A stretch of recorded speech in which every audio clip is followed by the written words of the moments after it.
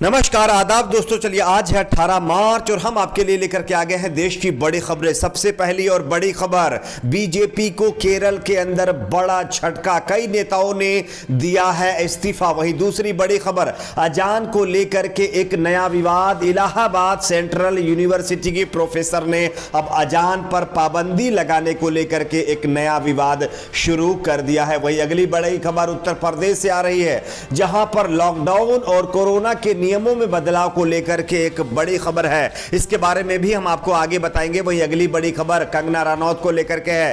कंगना रनौत के राजनीति में आने को लेकर के एक बड़ी खबर, जिसकी हम आपको आगे जानकारी देंगे। वहीं एक और अगली बड़ी खबर हरियाणा से आ रही है। दो दिग्गज नेताओं ने पार्टी और कमेटी से इस्तीफा दे दिया है। साथ ही साथ श्रीलंका में जिस तरह से मुस्लिम समुदाय और बुर्का पर बैन लगाया गया था, उसको लेकर के एक और बड़ी खबर सामने आ रही है। साथ ही साथ मोदी सरकार की तरफ से 8 मंत्रालयों की संपत्ति निजी कंपनियों को देने के मामले में एक और बड़ा खुलासा हुआ है। वहीं अगली बड़ी खबर बिहार से आ रही है। बिहार में राज्यपाल कोटे से चुने गए एनडीए के 12 एमएलसीओं को लेकर के नया विवाद। बताया जा रहा है कि जेडीयू और मांझी के बीच लगातार टकराव बढ़ता जा रहा है। तो एक एक करके तमाम बड़ी खबरें आपके सामने रखेंगे। उससे पहले एक छोटी सी रिक्वेस्ट करेंगे, आप इस वीडियो को लाइक करके चैनल को सब्सक्राइब जरूर कर लीजिए। बात करते हैं पहली और बड़ी खबर की। केरल में आप सभी को पता होगा, आने वाले कुछ ही दिनों के बाद विधानसभा के चुनाव होने हैं, लेकिन चुनाव से पहले बीजेपी को एक बड़ा झटका लगा है। केरल में विधानसभा चुनाव से ठीक पहले भारतीय जनता पार्टी को बड़ा झटका लगते हुए कांग्रेस छोड़कर भाजपा में गए पीसी थॉमस ने अब एनडीए का साथ छोड़ दिया है। केरल कांग्रेस से अलग हुए पीसी थॉमस की अगुवाई वाले गुट ने आगामी विधानसभा चुनाव में एक भी सीट नहीं मिलने के बाद मंगलवार देर रात यह फैसला लिया है। पिछले चुनाव में थॉमस ने कहा कि उनके गुट ने 4 विधानसभा सीटों पर चुनाव लड़ा था, मगर इस बार भाजपा एक भी सीट देने को तैयार नहीं थी। इसके बाद थॉमस ने कहा कि उनका गुट केरल कांग्रेस के साथ विलय करेगा और कांग्रेस की अगुवाई वाली यूडीएफ का हिस्सा होगी। हालांकि पिछले सप्ताह फिर थॉमस का गुट कांग्रेस से अलग हो गया था और भाजपा में शामिल हुआ था, लेकिन अब फाइनली जानकारी मिल रही है कि अब थॉमस की पार्टी कांग्रेस के साथ गठबंधन करेगी और बीजेपी से अपना नाता तोड़ लेगी। पीसी थॉमस अटल बिहारी वाजपेयी की सरकार में 2003-2004 तक कानून और न्याय के केंद्रीय राज्य मंत्री भी रह चुके हैं। तो यह एक बड़ा झटका जो कि बीजेपी के लिए है। बात करते हैं अगली बड़ी खबर की। अजान को लेकर के एक और नया विवाद कर्नाटक में। आप सभी को पता होगा कि 2 दिन पहले ही अभी मस्जिदों के अंदर और यानी कि जो मजार हैं उनके अंदर लाउडस्पीकर पर पाबंदी लगाई गई थी रात में, लेकिन अब जानकारी मिल रही कि इलाहाबाद सेंट्रल यूनिवर्सिटी की प्रोफेसर संगीता श्रीवास्तव की नींद में अजान को लेकर के एक नया विवाद शुरू हो गया है।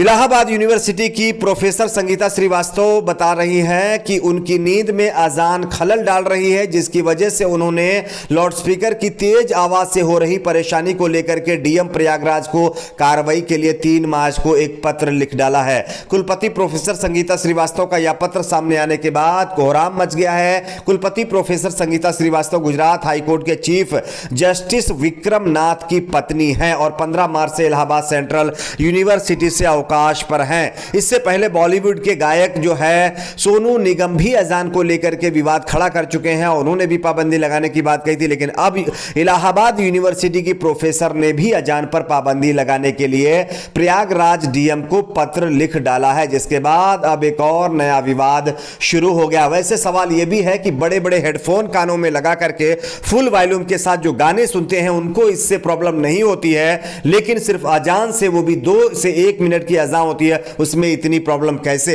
ये बहुत बड़ा सवाल है और एक बेसिक सवाल है जो लोग सोशल मीडिया पर लगातार पूछ रहे हैं। बात करते हैं अगली बड़ी खबर की। उत्तर प्रदेश में लॉकडाउन को लेकर और कोरोना नियमों को लेकर के एक बड़ी खबर सामने आ रही है। फिलहाल उत्तर प्रदेश में लॉकडाउन नहीं लगाया जाएगा, अभी इसके लिए कोई शेड्यूल नहीं है, लेकिन चारबाग रेलवे स्टेशन व लखनऊ जंक्शन पर बैनर बगैर मास्क आने वाले यात्रियों की अब खैर नहीं है। रेलवे प्रशासन अब किसी भी तरह की लापरवाही बर्दाश्त करने की मूड में नहीं है। बगैर मास्क दिखने वाले यात्रियों से 100 रुपए जुर्माना लिया जाएगा। इसके अलावा स्टेशन के प्रवेश द्वार पर यात्रियों के लिए मार्केट रेट पर मास्क बेचे जाएंगे। साथ ही साथ बताया जा रहा है दिल्ली, महाराष्ट्र, पंजाब, दक्षिण के राज्यों में कोरोना संक्रमण तेजी से बढ़ रहा है।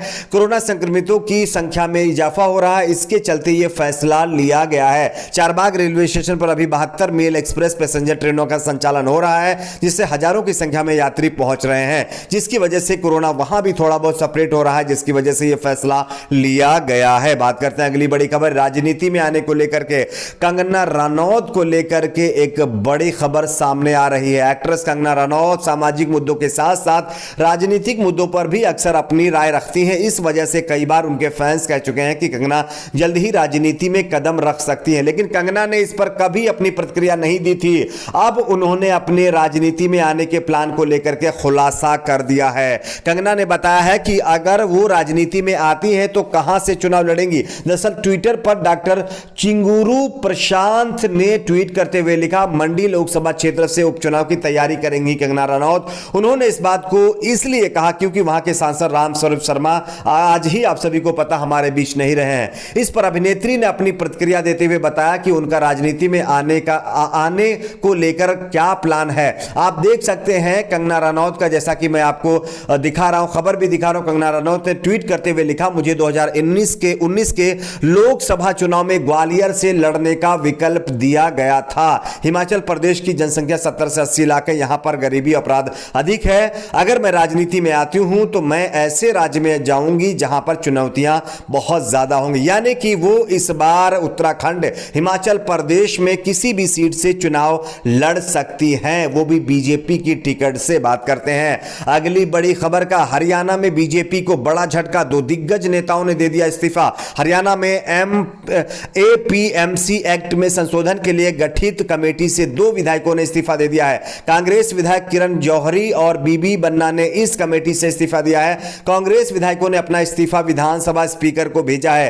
कांग्रेस विधायक किरण चौधरी ने कहा है कि हमें एपीएमसी एक्ट में संशोधन मंजूर नहीं है, तीनों किसानों कानून वापस होने चाहिए। बता दें कि एपीएमसी एक्ट में संशोधन को लेकर के स्पीकर ने 5 विधायकों की कमेटी बनाई थी। कमेटी में कांग्रेस की तरफ से पूर्व मंत्री तोशाम, विधायक किरण चौधरी व रोहतक के विधायक भारत भूषण बत्रा को शामिल किया गया था। खैर, इन विधायकों ने अपने पद से नहीं बल्कि इस कमेटी से इस्तीफा दिया है, यह बात आप क्लियर कर लीजिए। बात करते हैं अगली बड़ी खबर की, श्रीलंका अब बुर्का बैन और मदरसों मस्जिदों पर पाबंदी लगाने के फैसले से पीछे हट गया है। तो यह कहीं ना कहीं मुस्लिम समुदाय के लिए एक अच्छी खबर है। जानकारी के मुताबिक श्रीलंका ने बुर्के पर प्रतिबंध लगाने के मामले में यू टर्न ले लिया है।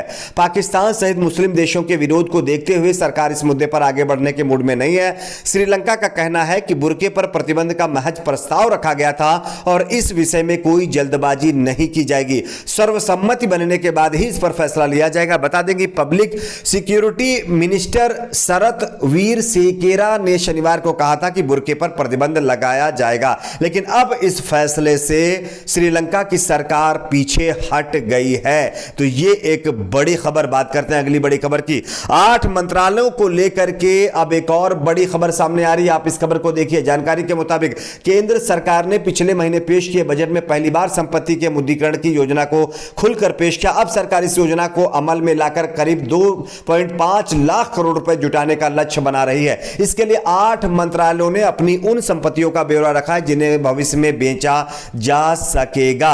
यानी कि यह एक बड़ी खबर है। मोदी सरकार 5 और कंपनियों को निजी हाथों में देने जा रही है। अब देखना यह होगा कि आगे इस पर कैसा विवाद होता है। खैर, लेकिन यह नया मामला सामने आया है। बताया जा रहा है इसी के साथ साथ 150 यात्री ट्रेनें भी प्राइवेट हाथों में जा सकती हैं। बात करते हैं अगली बड़ी खबर की। अगली बड़ी खबर बिहार से आ रही है। राज्यपाल कोटे से एनडीए के 12 एमएलसी घोषित होने के बाद मांझी भड़के तो जेडीयू से भी उठे विरोध के सुर। आप देख सकते हैं जिस तरह से आज 12 एमएलसी की नियुक्ति हुई है, इसको लेकर के जीतन राम मांझी और जेडीयू के बीच भयंकर टकराव शुरू हो गया है, जिसके चलते एक बार फिर से बिहार में एनडीए की मुश्किलें बढ़ गई हैं। अब देखना यह होगा कि मुश्किलें कहां तक जाती हैं। आपकी अपनी इस पर क्या राय है, नीचे कमेंट बॉक्स में बताइए। वीडियो को लाइक, शेयर, चैनल को सब्सक्राइब जरूर करें।